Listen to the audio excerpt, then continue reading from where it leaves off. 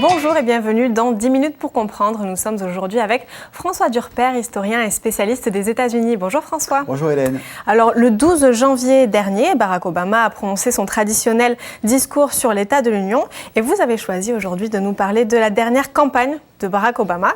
Forcément, il ne se présentera plus, puisqu'aux États-Unis s'applique la règle des 2 mandats maximum. Vous allez nous expliquer tout ça tout à l'heure. Pour commencer, est-ce que vous pourriez déjà nous expliquer qu'est-ce que ce discours sur l'état de l'Union? Qu'est-ce que l'état de l'Union? Le discours sur l'état de l'Union, d'abord, il est inscrit dans la Constitution américaine. C'est l'article 2 de la Constitution qui dit que le président des États-Unis doit expliquer au Congrès sa politique. Il y a la séparation des pouvoirs aux États-Unis, il y a le président, ce qu'on appelle un régime présidentiel, il y a le Congrès, il y a le pouvoir judiciaire, qui est aux mains de la Cour suprême. Et donc, il ne peut pas aller devant le Congrès en temps normal, sauf s'il est accusé, ce qu'on appelle la procédure d'impeachment.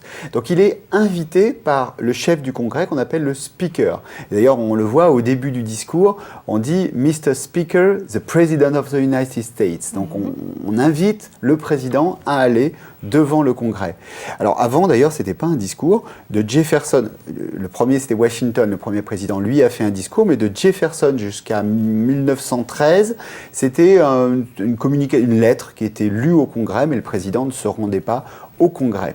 Alors, petite particularité, depuis la télévision, évidemment, il ne s'adresse pas uniquement aux congressmen, aux sénateurs et aux représentants, il s'adresse à tous les Américains. C'est d'ailleurs le discours où il y a le plus d'Américains qui regardent le président. Et alors, particularité un peu amusante, il y a toujours un membre du gouvernement qui n'est pas là, qui n'est pas présent, qui regarde le discours dans une pièce sécurisée. L'année dernière, c'était le secrétaire au transport, Anthony Fox. Pourquoi? Parce qu'imaginez une bombe sur le Congrès, il n'y a plus de députés, plus de sénateurs, plus de gouvernement, plus de président, plus de vice-président. Donc il faut qu'il y ait une personne. Et là, donc l'année dernière, ça aurait été Anthony Fox, secrétaire au transport, qui aurait été le seul survivant et donc président des États-Unis.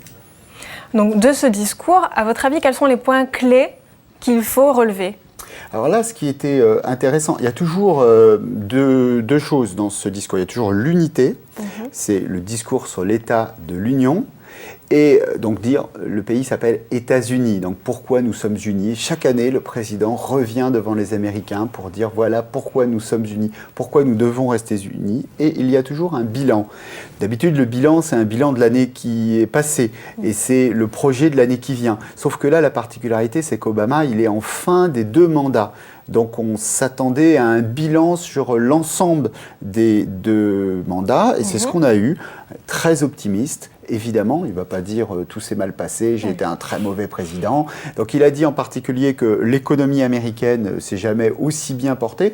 C'est assez vrai, c'est la plus longue période de croissance depuis les années 90. Les 2 dernières années ont été des années de croissance et c'est quasiment le plein emploi. Vous savez qu'il y a 5% de chômage aux États-Unis. Lorsque Barack Obama est arrivé au pouvoir, c'était le double, il y avait 10% de chômage.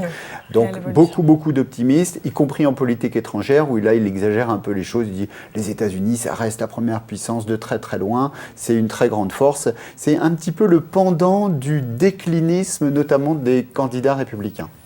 Alors en écoutant ce discours, qu'est-ce qui vous a fait vous dire qu'il était en campagne? Alors c'est ça, la particularité, c'est qu'on a été quand même très surpris. Ce discours devait être un discours d'adieu et ça a été un discours de campagne électorale. Et la particularité, vous l'avez souligné dans l'introduction, c'est que le président des États-Unis, il peut se présenter et se représenter, il peut rester 8 ans, mais depuis 1951, Roosevelt a fait beaucoup de mandats, mais c'était avant, depuis 1951, il y a un amendement qui prévoit que 2 mandats. Donc Obama ne se présente pas, évidemment.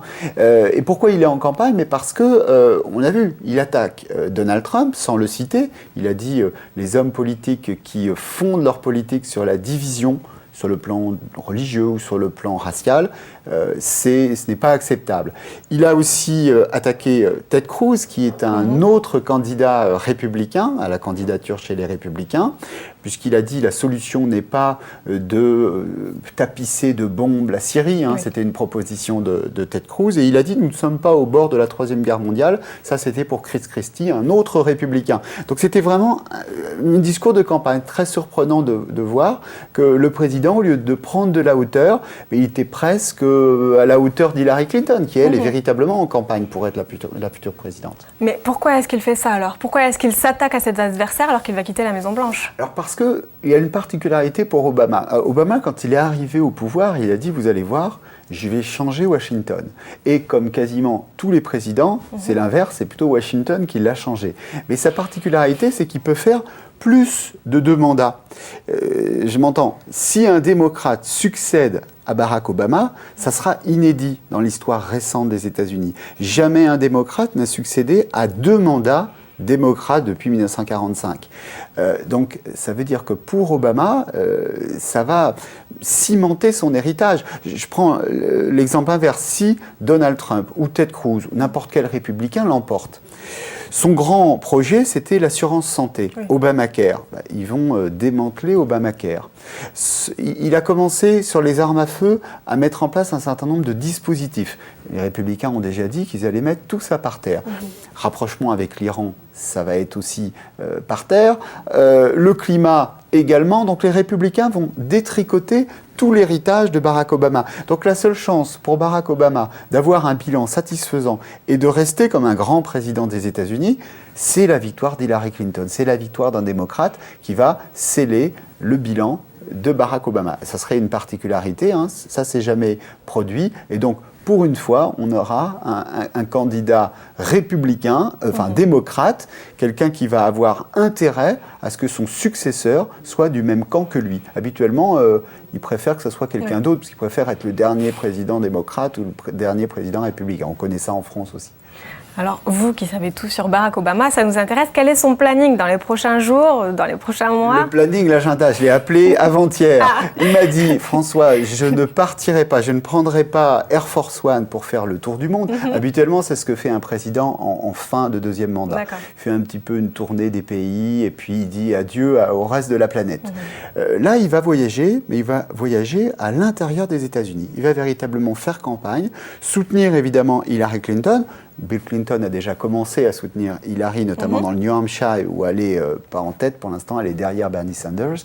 Et il va soutenir tous les sénateurs démocrates qui vont vouloir le soutien du président. Parce que finalement, il n'a pas un si mauvais bilan que cela, si on en croit les Américains.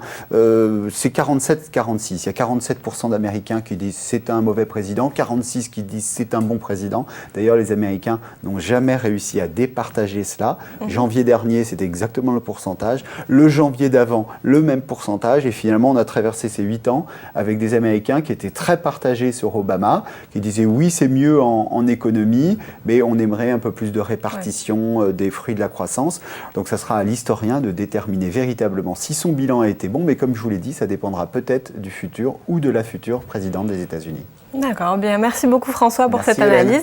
C'est maintenant la fin de cette émission. Merci à vous de nous avoir suivis. N'hésitez pas à réagir si vous le souhaitez sur les réseaux sociaux avec le hashtag 10MPC. Je vous dis à très bientôt sur FDM TV et en attendant, gardez bien les yeux ouverts.